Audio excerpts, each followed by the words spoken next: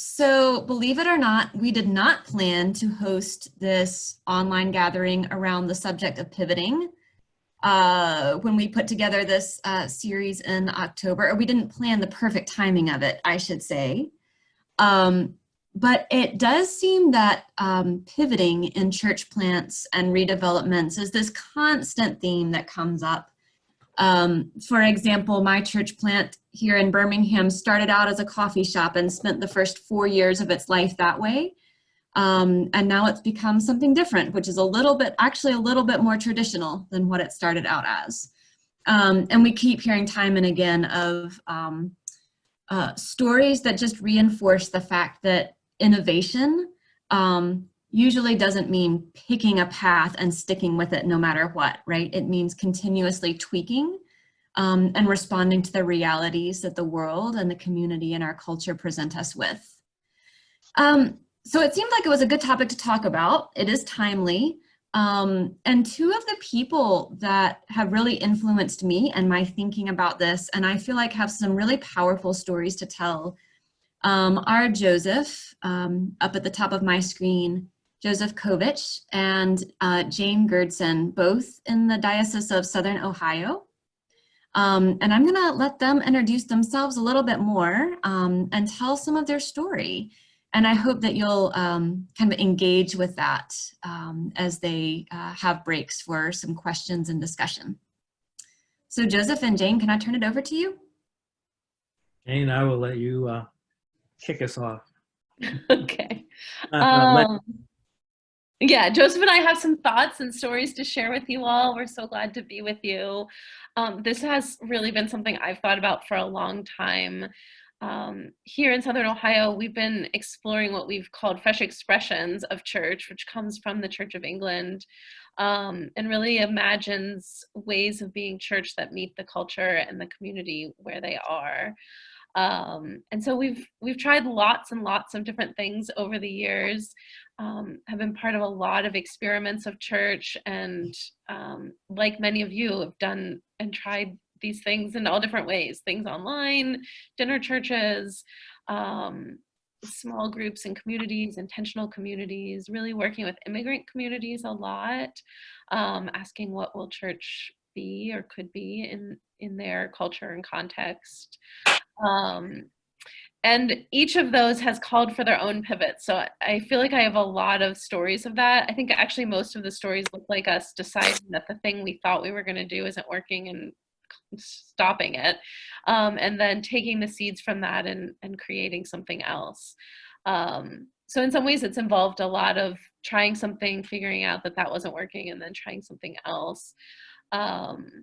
And from my perspective on the diocesan level, it's called for a lot of willingness for that kind of trial and error on behalf of the institution. And so a lot of my work on the bishop's staff is sort of helping hold space for the people on the ground, like all of you who are doing this, and encouraging the bishop and people on the bishop's staff and people in our churches and to see the wisdom and the gifts that come from these pivots, these trials and error. But I want to tell one story just as way of introduction, something I've worked on really closely over the last 2 years specifically, but over several years. And it's a story about a desire that our cathedral had to plant a new community, to really launch a new community. And the first, what they tried to do initially was really influenced by St. John's Cathedral in Denver's Wilderness Service. I don't know if anyone has experienced that service at all, but a kind of alternative worship service that's very beautiful and has been very popular there. And they took that idea after visiting there, and they wanted to create something called Shifra. And it was also a lovely service, lots of candles and art and prayer stations and singer-songwriter style music, local musicians writing music for that service. And yet it never really connected with the people that they sought to reach. And maybe on a good week, they would draw about 20 people. but they've eventually decided, one of the pivots was that group who I was working alongside moved Shifra to a small neighborhood, a building that was not associated with the cathedral in any way. And there they began to experiment with other things, things like prayer services and dinner church, community conversations, very event-based on some level, hosting authors and bands and songwriters, things like that as well.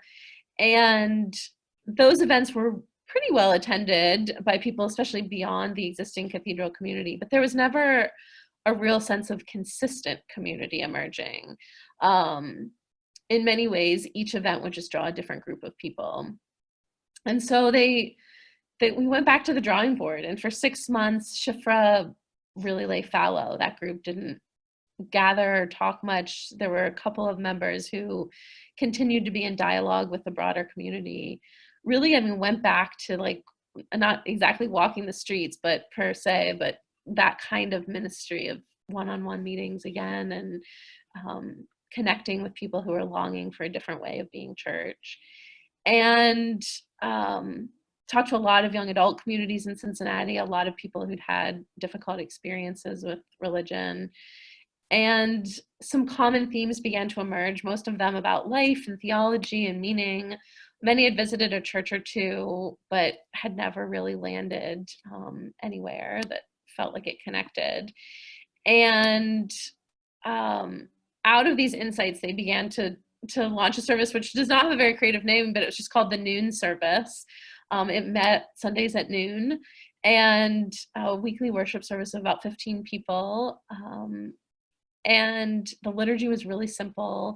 The major thing that became part of it was a community conversation in the midst of that gathering.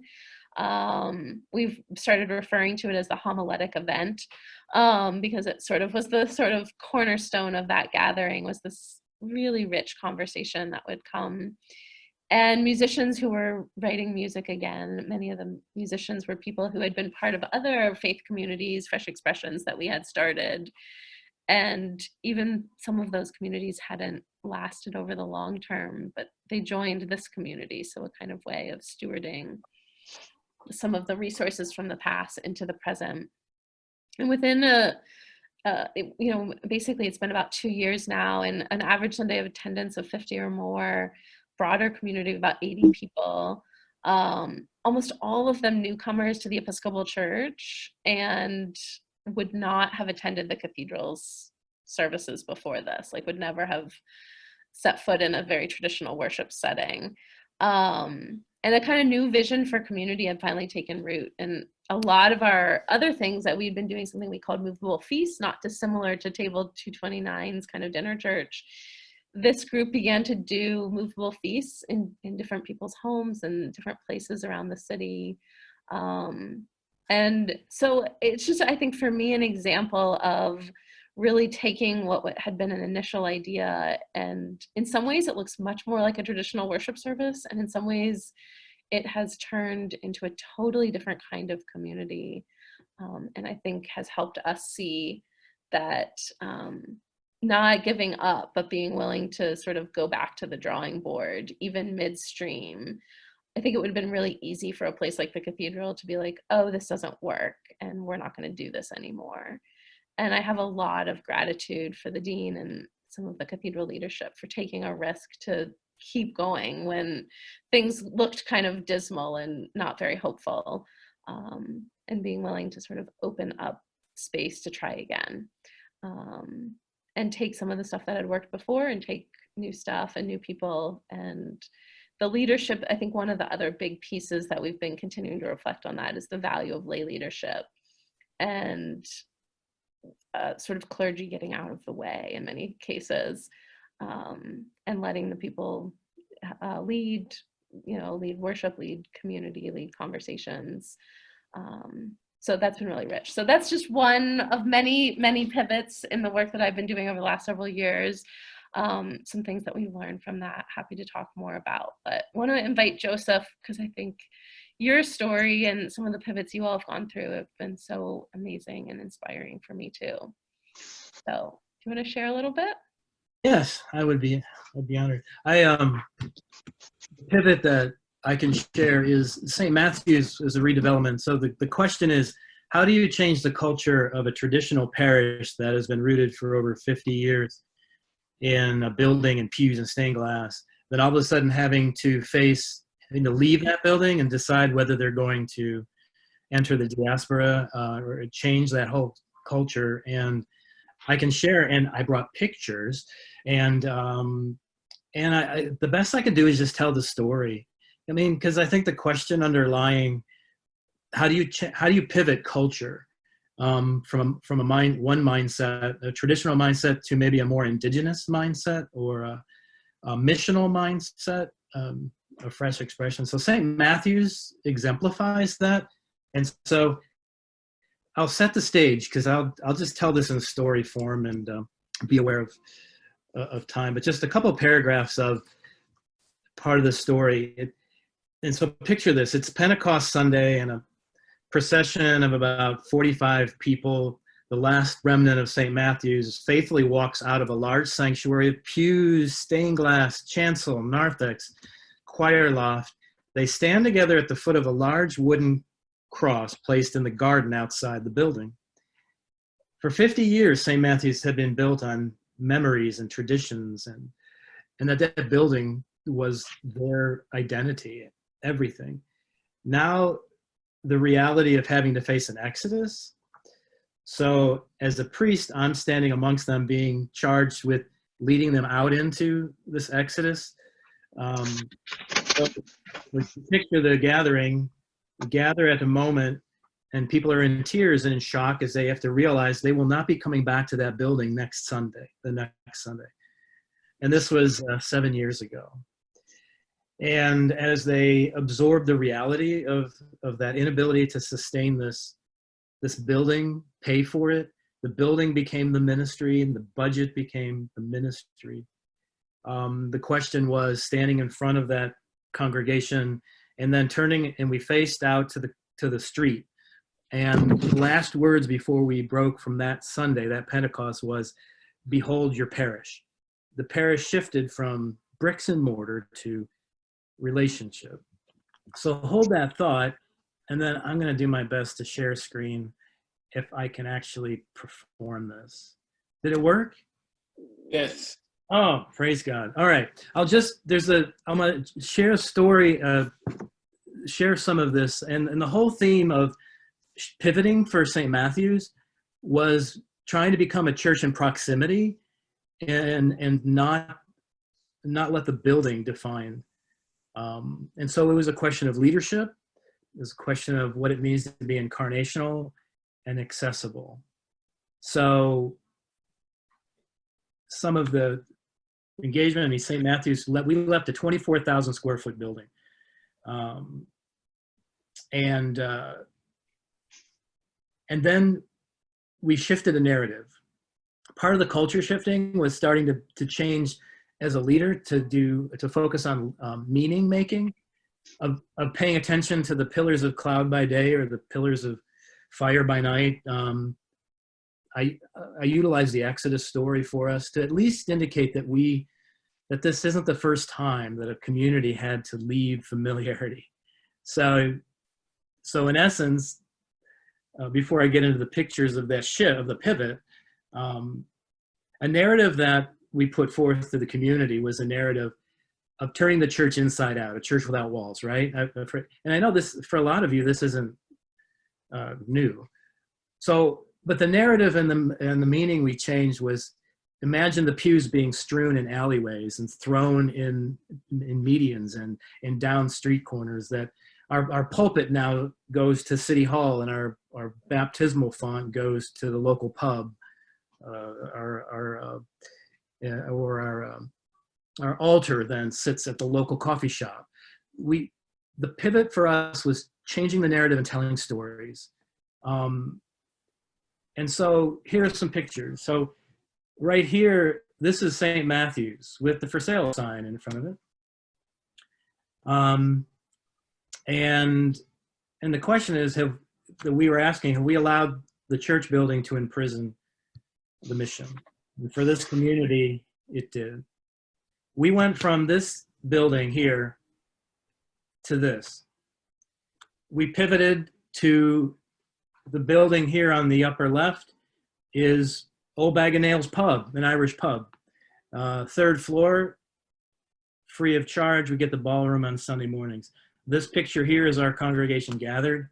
And part of our pivot over 7 years is that we went from the 45 sitting on the front lawn to about 125 folks that have, they kind of say, they kind of dig this whole story of this, of a church that is so accessible to community, because our church now looks like this at the bottom right, a community house, 3,000 square foot instead of 24. And so this building is forming us with a front porch, and a living room and a family room. So, and then this is a picture from the inside as we utilize the space. This is the front of the house. Now, so the question of how do you pivot the culture to move from that mindset of a building with pews and stained glass to all of a sudden seeing yourself as a community house. It is a question of trust and vulnerability, reimagining stories and saying, well, maybe an Irish pub, fish and chips can have a sacramental quality to it. And then all of a sudden we took worship to the streets. So we started doing, this is our sunrise service, where we gather in front of the local coffee shop. We've embedded ourselves in the community, so that these images, we've had to do liturgical adaptation, change meanings, holding care for one another. We started a mantra: pray, think, love, courage. So that's it. Now, just to fast forward to where we are now, and I'll finish, is that St. Matthew's now is transforming itself into a community that gives itself away. They thought nothing of taking half of their priest and giving it away to church planting. And St. Matthew's has this sense of identity now that their story could maybe birth and connect to other churches. And so their identity has shifted, and it was an aspect of trust.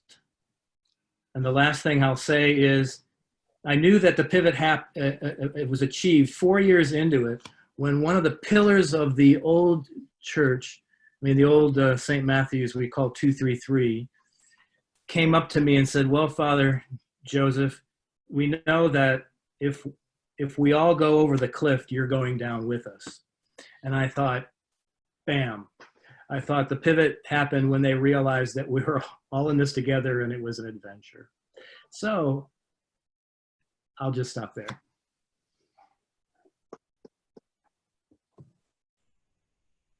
Wow. Wow, yeah. So I want to kind of dig into a couple of the like aspects of this. I'm wondering, there's so many moments, and St. Matthew's is such an inspiration to me, because I think This is our between two ferns moment. What did you say? This is our between two ferns moment. You're Yeah, we're gonna do a little like kind of interview. I'm gonna ask you some questions, but I'm so inspired by St. Matthew's because we've tried to start a lot of things from scratch. And I think in some ways the work of redevelopment, the taking an existing group of people and helping them imagine a new future, and a totally new way of being church, especially for the people of St. Matthew's, is almost the harder task. I mean, it's all hard to start new things and to launch them into the world, but have a lot of respect for the work that you've done around that. And so just a couple of questions. I wonder if there's an example of something you and St. Matthew's tried that didn't work, that you had to let go of. Like, you had this vision from the beginning of here's what's going to happen, and you had to say, okay, not that. Yeah. We've learned to fail gloriously and beautifully. And And that's interesting because our part of our pivot and our cultural shift was early on. In the traditional church, failure is failure is the worst thing. The biggest fear of trying something and having nobody show up.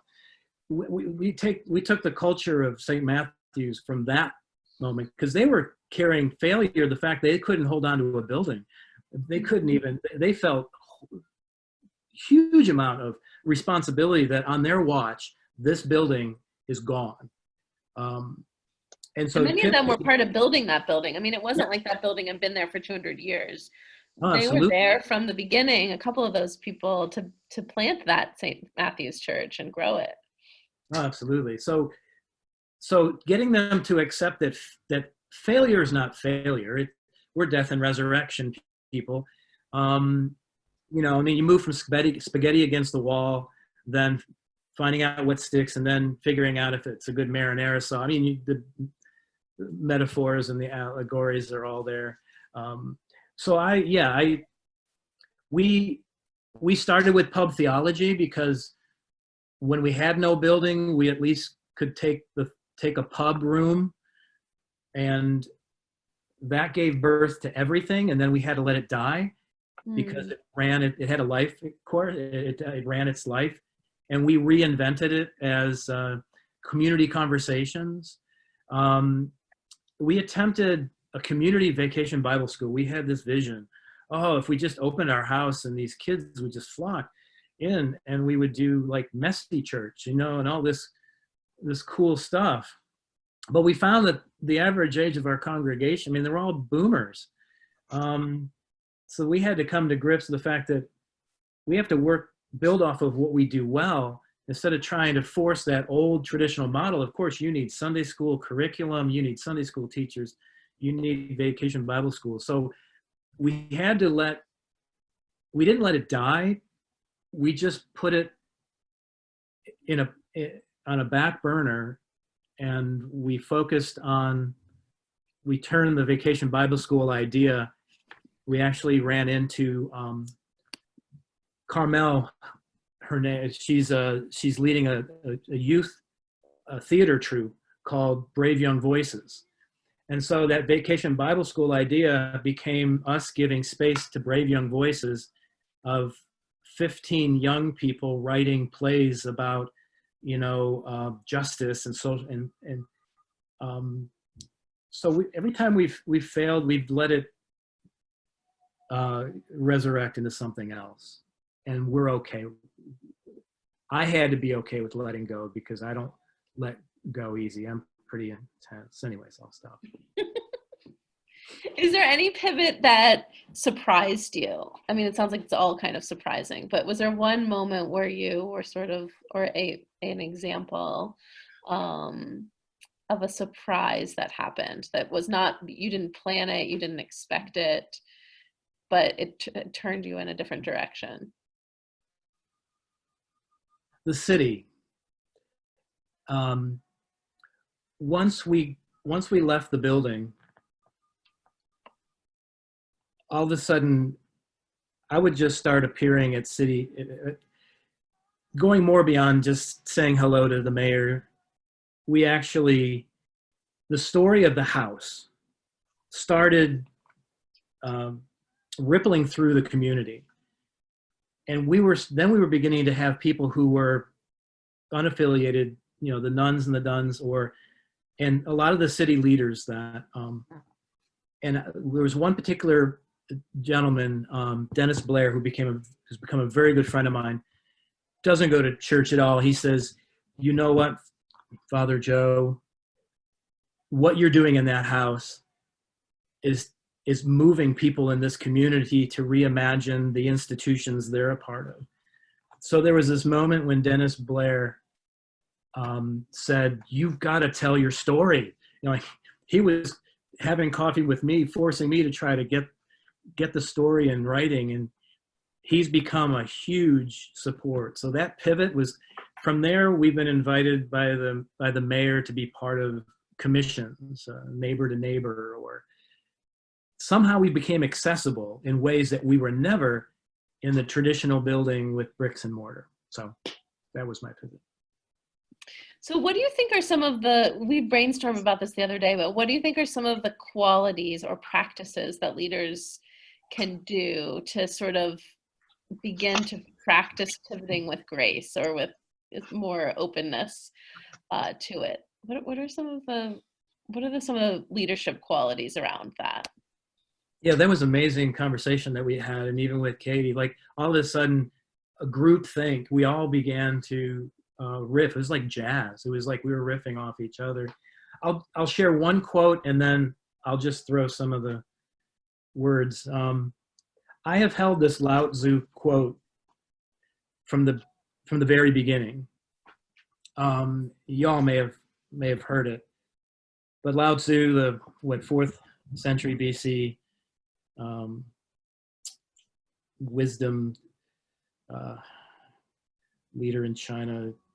He says, go to the people, live with them, learn from them, love them, start with what they know, build with what they have, but with the best leaders, when the work is done, the task accomplished, the people will say, we have done this ourselves.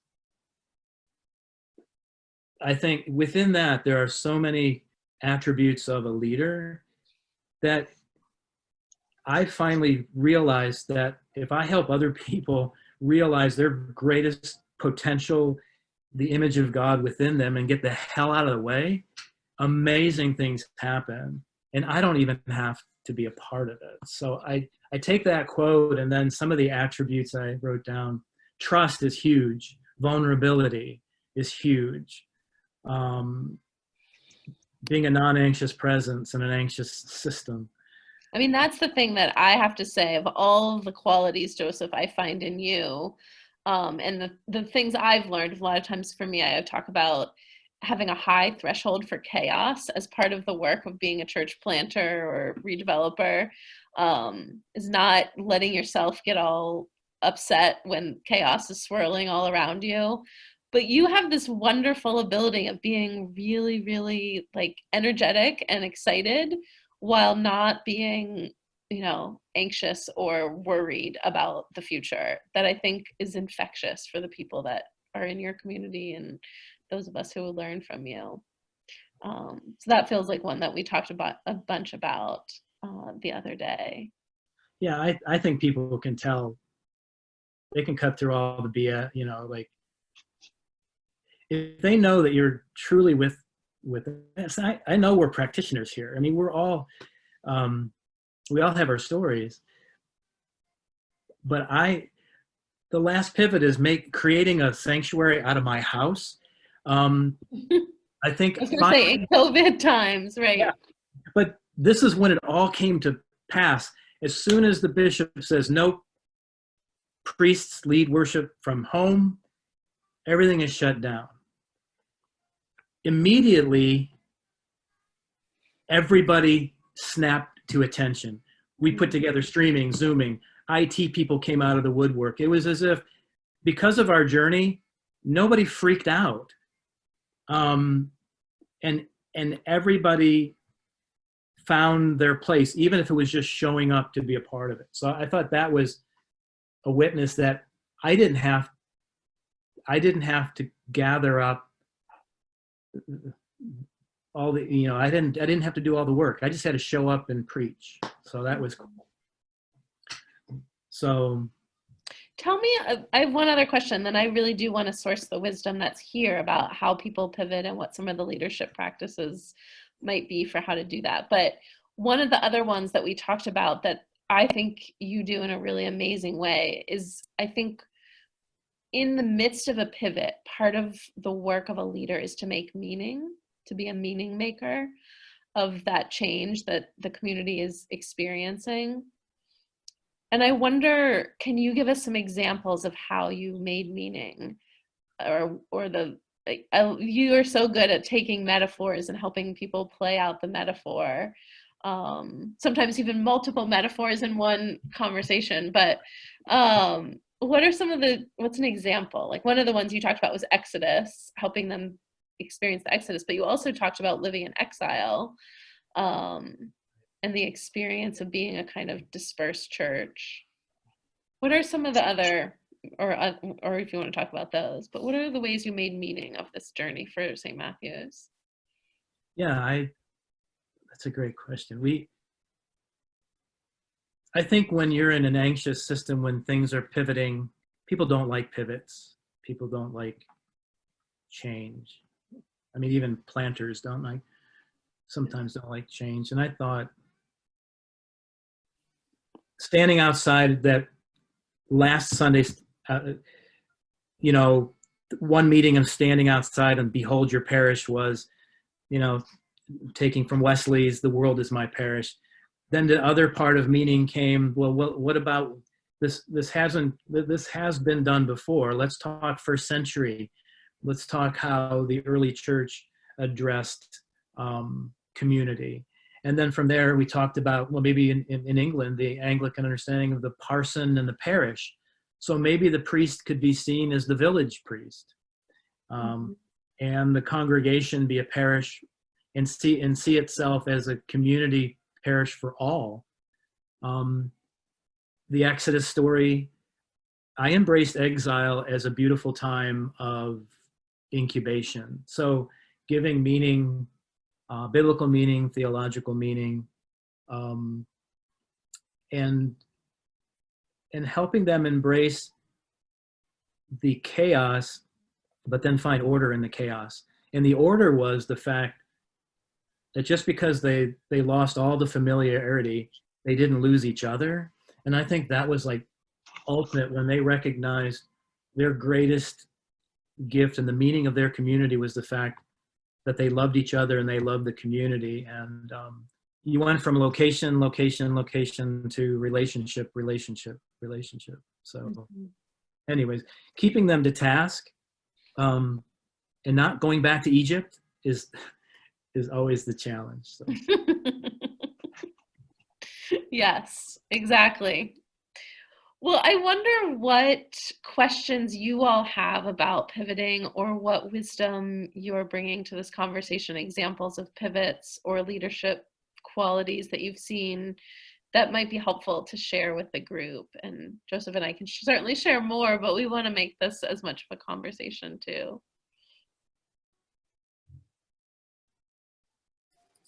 Joseph, I was curious in some of the pictures that you showed, there were some elements that are typically found inside the building, like the vestments and the stoles and the Paschal candle, even though it was placed in a different place on the street. So I was curious about that and would love to hear maybe what some of your thoughts were, reasons around that, what the conversations were like around some of that. Right, that's a great question. Part of our pivot was, in my mind, how do we continue to keep some of the familiar? Well, what is Episcopal identity? If you don't have the building, I mean, the identity is the font and altar. It is pulpit. It is chalice. It is Paschal candle, the cross. So,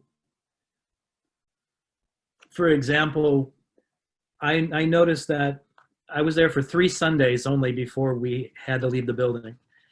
They'd been there 50 years. I'd been there 3 Sundays. And I noticed that they had this popcorn machine. This popcorn machine always started popping during the last hymn in that building. And it was like incense, right? I mean, it wafted throughout the sanctuary. And you just smelled that and you knew that, and they had that popcorn machine for years. I made sure that we brought the popcorn machine as almost kind of a liturgical piece of our community, that we would have that smell. We would pop that popcorn. And I think that's a good question of figuring out what is Episcopal identity. Now, that was St. Matthew's identity popcorn-wise. But I'll take the Paschal candle and I'll put an altar and I will put the chalice and a paten and wine and bread on the street of South State Street, and it's like mixing metaphors, or but I'll tell you, it framed the congregation to see that you could still be church and not have a building and still maintain the identity of a common prayer. And that got them reimagining how they could be in community. So that's the, and the last, I mean, yeah, you're in an Irish pub and we don't have pews, we have tables and we have a bar. But you also have like a 20-person choir, which I think many places, it's kind of like when I've been there to celebrate or preach, it's an interesting thing because here you are in the middle of a bar, like literally there's taps right behind this bar thing in the back. And they put a sheet over all the bottles of alcohol during part of the service. But then, here you have this choir pop up and, as you say, Jonathan, like all of the symbols, they have this whole altar guild that pulls out of the side closet, all the hangings from the old church. And it feels really beautiful. And I don't know, it is a really interesting mix of ways of being church, both like very much in the world and very much honoring the sacred and the mystery of this tradition. Part of building trust was I in the community, I changed my name from priest to holy listener. So in beginning to reimagine the role of priest in community and creating a self-fulfilling prophecy, because what I did to build trust was their biggest fear of leaving that building is that they were going to lose everything. But when we talked about the movable feast, the tabernacle, that God went with them and, the Israelites into the wilderness. And they did set up community. They set up worship in the tent. As soon as they started trusting that, okay, we're not going to jettison everything. And so the challenge is like I'm still learning, but 2/3 of our congregation have joined us since we left that building. And they've joined because our narrative changed, but the familiar of the sacred is there. So does that answer? I hope that answers. Joseph, I have a question, or maybe any of you actually, who have some experience with pivoting. Did you leave anybody behind? We call them alumni. No, They graduated. We changed meaning, but I mean, I'll just answer quickly for me and I'll get out of the way. But when the reality of leaving the church, nobody left in a huff. There was heartbreak, and we had a feeling of gently receiving and gently releasing, in the sense that I remember somebody came and they said, "Father, I just need stained glass. My life is insane all week, and I need sanctuary. I need the place of traditional parish of pews and stained glass."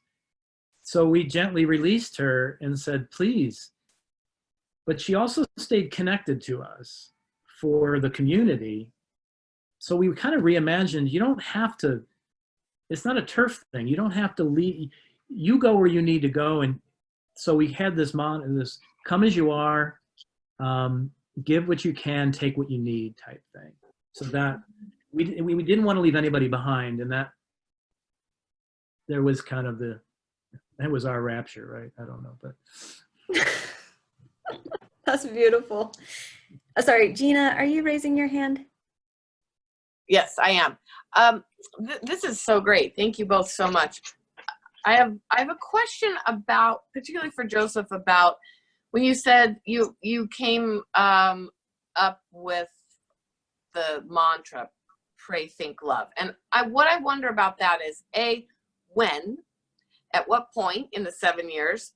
And B, did that change? Did you start with something else? Was there a pivot there? And if there was, what was it? And did you have like sort of another, or do you still have a vision, mission statement that sort of rolls off the tongue that everybody knows? in that's bigger or more wordy, you might want to say, than pray, think, love? Or is it just that, or is it just pray, think, love? Right.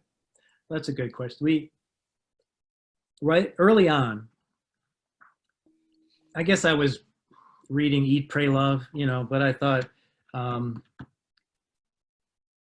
I felt part of the identity was trying to get them to at least have something to hang on to. There's kind of a three-legged stool to that a little bit, pray, think, love.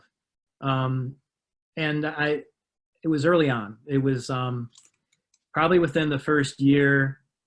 I just threw it out there. I wanted them to stop looking back, but to have something that was simple and that identified really simply what we are as a community. We are a praying community. We're a loving community. We think. Early on, I grabbed the fact that as Episcopalians, we don't leave our brains at the door. So anyway, they held on to that early on. And as time went on, it stuck. And then they started building some curriculum out of it. And now it's the name of our house, the Pray, Think, Love House. It has morphed now a bit because now the church, and they came up with this all on their own, was they wanted to find out what it would look like to be an 80-20 church. This is what, where they noticed that in their budget and other budgets, 70 to 80% of a budget is all in interior. It's staff, it's building. That's what they came out of. But they wanted to flip it to say, what if we gave 80% of ourselves away? What if we had the intention of giving, and then keeping 20 for us? So that's where they've grasped at this time, coming out with that.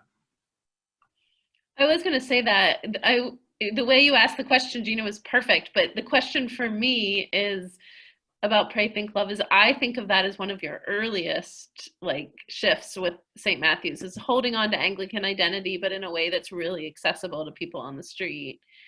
And yet it feels to me like there's almost been a pivot away from Pray, Think, Love to focus on other aspects of being the church and the community.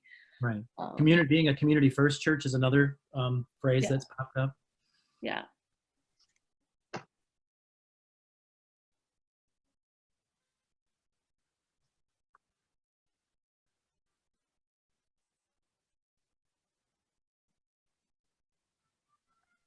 Mark, you have a question? Yeah, Joseph, it's a great story, and I love to hear it, and I love the Lao Tzu quote, and it was something actually we were wrestling with, not the quote, but the concept this morning. I just had a call with our advisor and where we're going. We had envisioned this concept that we're going to have our core group, they're going to become strong and then just take over and be leaders of their own smaller groups, and then those groups would all come together. But what's happened for us is that we've, I don't mean to say but, I'm just saying what has happened is that we found people who had not come to church, had left for many reasons or just drifted away, but they're finding sanctuary, they're finding solace, but we're having trouble pushing them out to be leaders. They're coming for comfort. So now we've started, and we're working with the Revive program, which is starting to work. But I guess what I'm saying is, you said that 2/3 of the people who come to your church now were not with you when you came. So, and then you quoted an 80-20 rule, and my guess is that means you have more people that are going out and doing all this work for you. How did you help them to realize that they could be leaders on their own? How did you help them with that? Wow. My first thought that comes to mind is I got out of the way. you know, and we're not perfect. They're starting to take ownership now. So we have people who just out of the blue decided to join the school system, and now they're showing up at bus stops giving out food for the kids that you know, because the food program closed down in the schools. It's like all of a sudden I know 7 of our people showed up, and they're motivating each other. So the big shift now is leadership development, and we're right now, like maybe 7 is like this jubilee moment that maybe, how do I get out of the way and let them build for the next 7 years? And they're now looking at sustainability, creative sustainability, social enterprise. How can we use the house? Can we leverage the house? We have a co-space upstairs where three nonprofits are renting. We're now, just before we went in, the co-virus hit, we were already talking about how do we open up this house as a meeting place, a gathering place. So now we're beginning to look at what social enterprise could look like. I'm trying to figure out when to back off working myself out of a job. Being a half-time church planter now is golden, because half of me isn't there.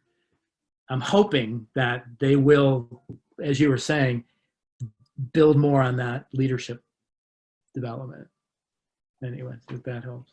I'd be curious about hearing from some of the rest of you about that. I just talked to the leadership team of the noon service and asked them the same thing. Like, what's the secret to having lay leaders really own the ministry? And one of the things they said was that some of it was happenstance, right? Like, you wouldn't have planned it this way, but like the initial leader had to move away, and you know, other people had to step in to fill the void. So some of it was just sort of the formation of the team that had to lead in the moment. But another piece that they mentioned was like real mindfulness of systems of power and institutional authority, and that the leadership was conscious of giving away power, that like that level of consciousness helped shape how people engaged. But I'm curious, some of you are, as Joseph calls it, co-vocational, like holding multiple hats or multiple work. Does that shape your community in some way, or are you noticing that it's shaping community in some way? I could speak to that. So yeah, I'm a half-time parish priest and a half-time musician. And I think it is such a blessing for everybody involved. A, because it gets me out in the community more than I would be otherwise on my musical voyages, but also because there are just so many things that I simply cannot do. And so happily, my parish took me on as a half-time priest, knowing that that was going to be the case. And so they are open to and willing to accept responsibility when I say, I'm sorry, I just cannot do that. I simply do not have the time to do that. And when I have other commitments, I'm entirely committed to them. And so I'm just not going to be available for this day or that afternoon or to do that project. And people have been really remarkable about taking on responsibility. So I think this is one of those weird blessings. Oh my God, we lost our full-time priest. But this other great thing happened because now we have a half-time priest who can't do everything that the full-time priest could do.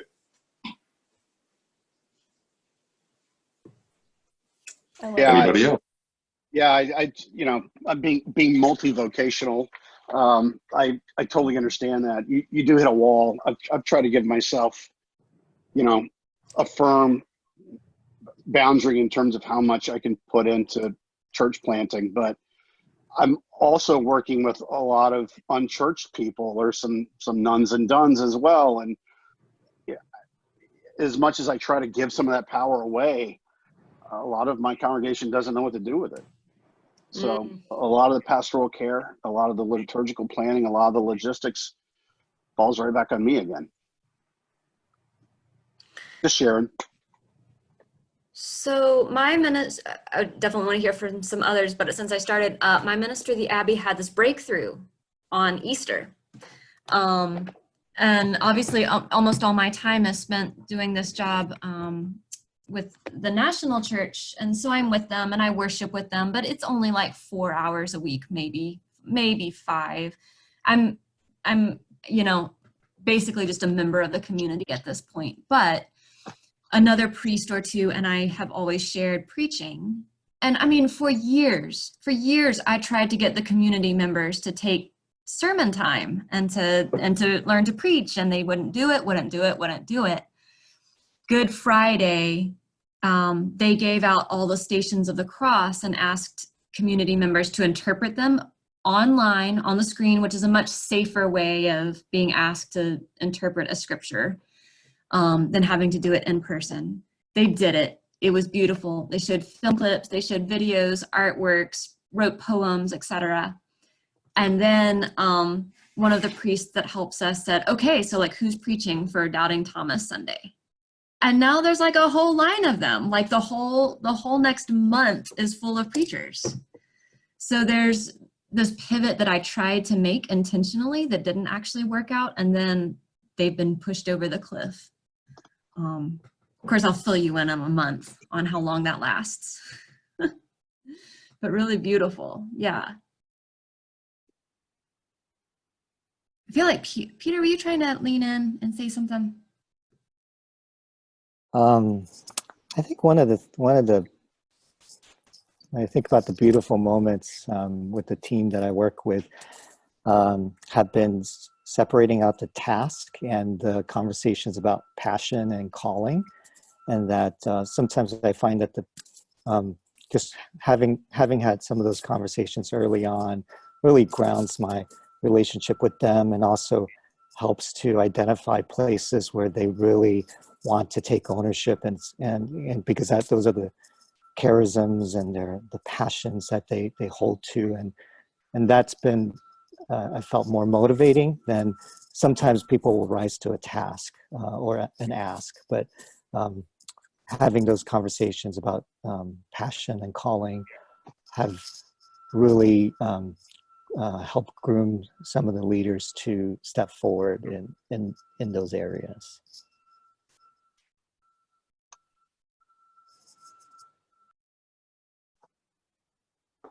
Katie, could I share a little bit of what I think is pretty exciting with our ministry? Of course, we have two parts. We serve those that are incarcerated in our county jail. We have a worship presence every Sunday afternoon with 2 dorms, which each dorm is about 70 men. And so, of course, the jail has been closed for several weeks now. We can't go in. Our worship team can't go in. But what's happened is that I send in materials, and each dorm has set up a small group, like a core group, to lead worship. So they get the materials, they plan around it, they do some study, and then they lead worship themselves. And the feedback is it's going really, really well. That it's their circle is getting larger, and more people are joining. So that's a real endorsement to truly lay leadership. But that's our church behind walls. That's so exciting, Peggy. I think that's exactly it. And that sometimes these happenstance moments begin to really shape who we are as a community, right? Like this moment will shape the future community that will come from this moment.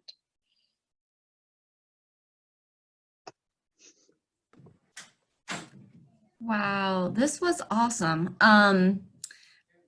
So just to kind of, because we arrived on this note of, I feel like somebody was calling it co-vocational ministry, which is neat, but.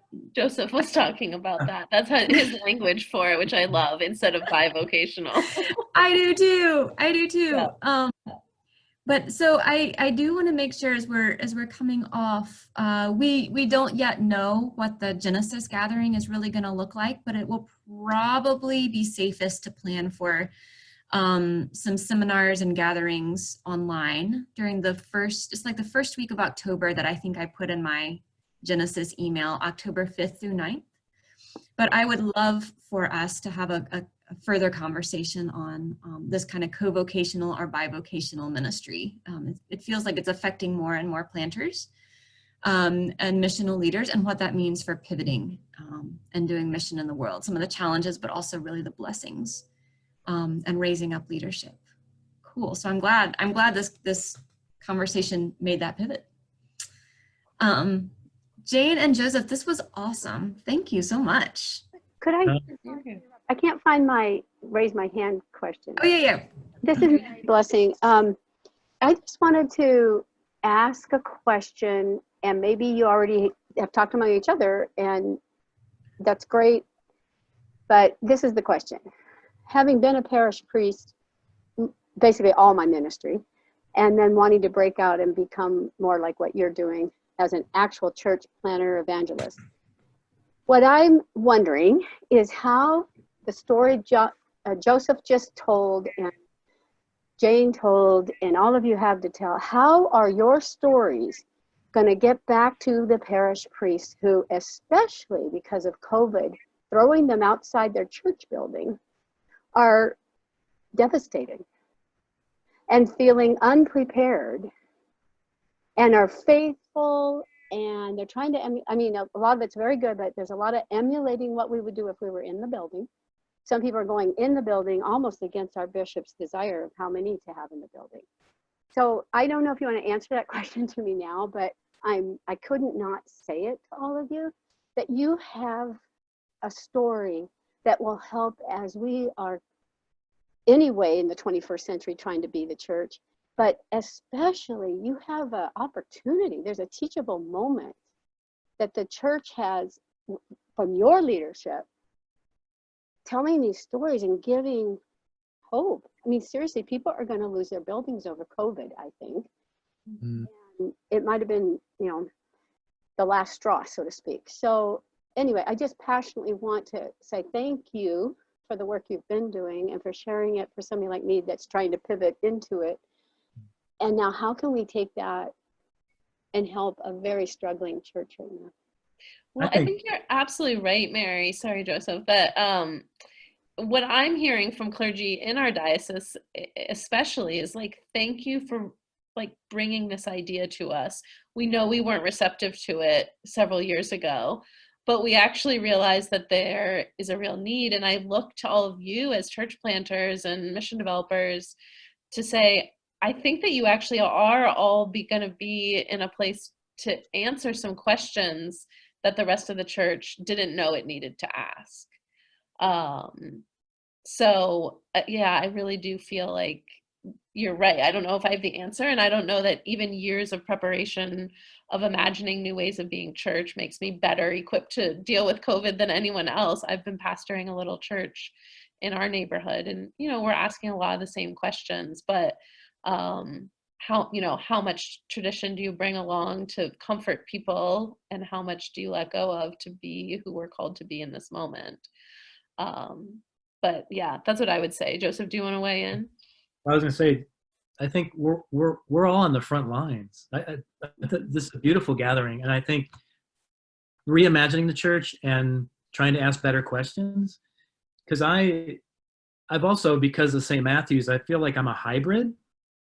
Because for lack of a better word, we're multilingual liturgically. That we can hang with the traditional parish of stained glass and pews and speak that language, and then we can go out and speak the language of the community, the nuns and the unaffiliates.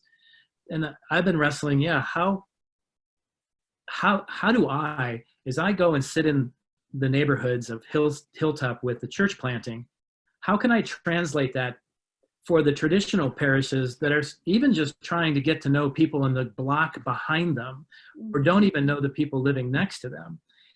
And is there a way that I could collegially connect to my siblings who are ordained, trying to help reimagine their church in a very constricted area? So I'm wrestling with how to bridge that, because I am feeling like we're on the front lines, and I want to be a tool, a vessel, a resource, because I'm learning amazing things of amazing people on in the pubs and the coffee shops that aren't coming to church. So anyways.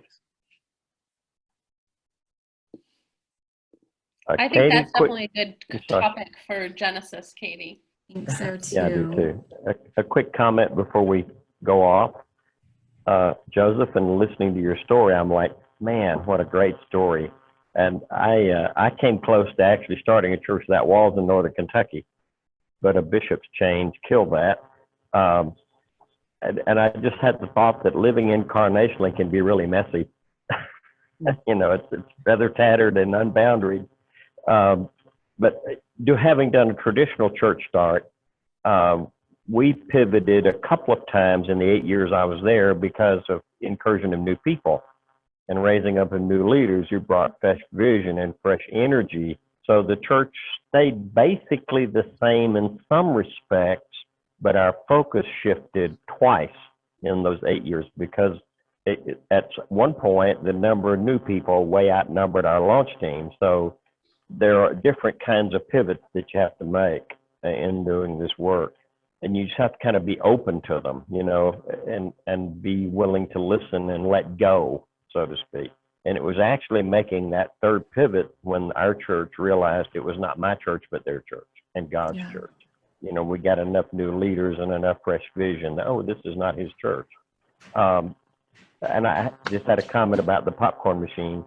There was a church start in Virginia in a movie theater. And when they went into their building, they took the popcorn machine. So it was backwards from yours, but same idea. It was part of their culture. Thanks.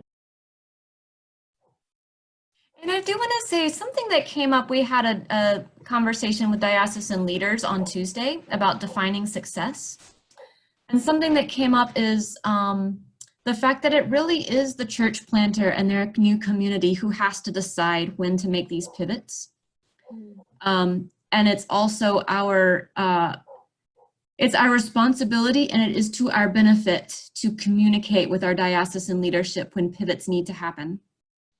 Because you don't want to get 3 years in and your shift and your focus and your mission statement have changed, and your bishop is being like, wait, I thought I was funding one thing, and now you've pivoted to this other thing. So there is some wisdom in keeping this part of your ongoing conversations with those people who are funding and supporting you. Like, I hope the bishop knew that you were selling the St. Matthew's building, Joseph. Well, there's a long story. That's for a whole nother.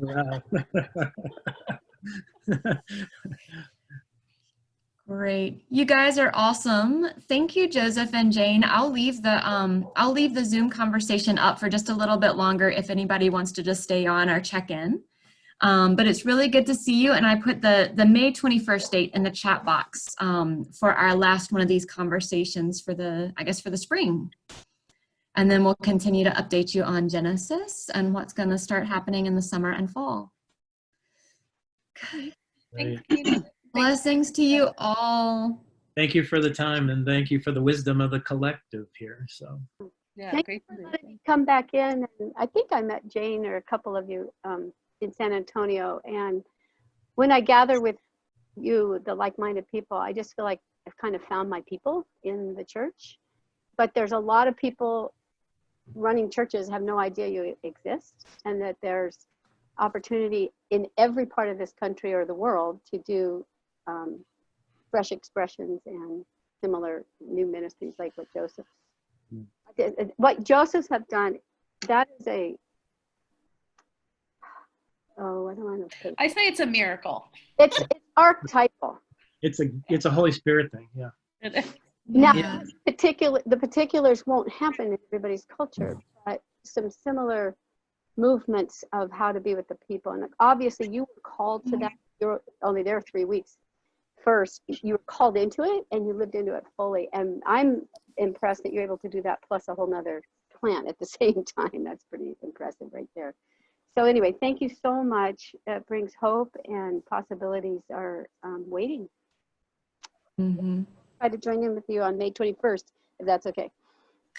I hope you will. Yeah, and I mean, Mary, I think you brought up a point that I'm thinking about, which is how these established churches or inherited churches, right, are going to deal with this COVID thing differently, and probably some are really going to be dismayed and perhaps lose that church building. And what does it mean for the leader to have the same level of trust that Joseph had with Yeah. St. Matthew's? Like, oh, if we go over the cliff, you're going to come with us. I feel like that's my summary of that guy's phrase. Right.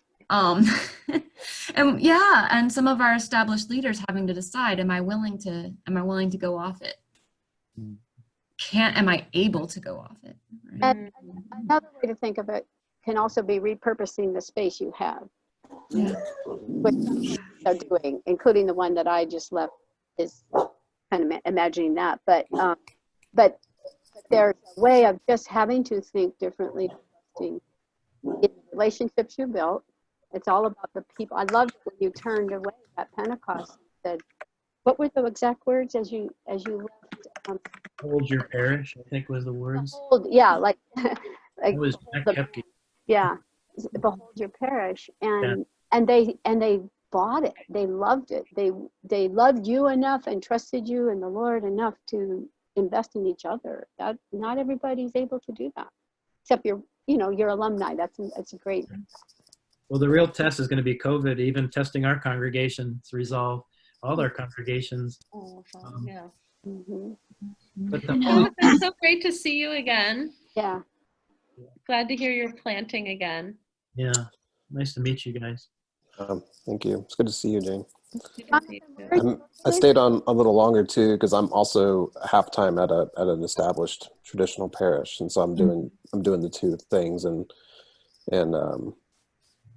yeah, there's a certain level of redevelopment and at St. Andrews, and there are some folks who I think they're finding a lot of life, in this new space, and that there may be some questions around, what do we do with this building that we are not connected to at the moment. And I'll be curious to see where those conversations go, but I just keep checking in with people and saying, what are you grieving right now? Like, what do you feel like you've lost? And what are you finding life-giving and surprising? And then just like comparing and contrasting those things. And folks are coming up with some really interesting connections for their own faith and their own journey and their connection with St. Andrews, and who knows what it'll all mean, but it is an interesting reality that we're living in right now. Mm-hmm. And then to be planting a new church with young people Different energy, and non-Episcopalians and all this sort of stuff, and teaching them what a Paschal candle is, and it's like last year we made our own. It's just like they're these two completely different realities, and they're fun, and yeah, but sometimes they don't. I find that they don't go well together. So I'll be curious over time, Joseph, how that plays out for you, because I'm beginning to have a conversation with my bishop about I need to just do one or the other. So I think it's certainly hard to like? do them at the same time. How long have you been at the church where you're doing Restart, sort of? Both have existed together for 2.5 years. Yeah. And I moved to a new city that I didn't know. Right. At the same time. So it's been kind of slow. I think that's a really hard thing to do too. I mean, if you do it, it's amazing. But Right. I agree. I think in some ways, I think Joseph's in a different situation because he journeyed just with St. Matthew's for 7 years. Yeah. So there's going to come a time in figuring out, because hopefully the Episcopal communities within Columbus, we're not going for a one-off. We want to establish one and then, see where the Spirit leads. And I think you mentioned a good, Jonathan, grieving is another, you talk about grieving will be another topic. Mm-hmm. Because when it was one pivot with St. Matthew's is I had to unearth an entire columbarium or a memory garden with urns. So that's another story. And the church died because it split when Gene Robinson, so there's more history there, but Gene Robinson came, 2/3 left, and the third that stayed behind hung on for 5 years. That's when I came on. But then we realized when they sold the building that there were 25 urns buried. And so there's not even a liturgical disinterment liturgy. So we had and you're dealing with grieving because both sides had to come, that split, to come to receive the cremains. That's a whole nother stuff. But there was a pivot there of grieving. But the fact that part of the trust making, that I threw myself in there and I said, I'll stand in there on behalf, as priest, on behalf of the community for this. Another pivot of relationship and trust. The fact that I stuck it out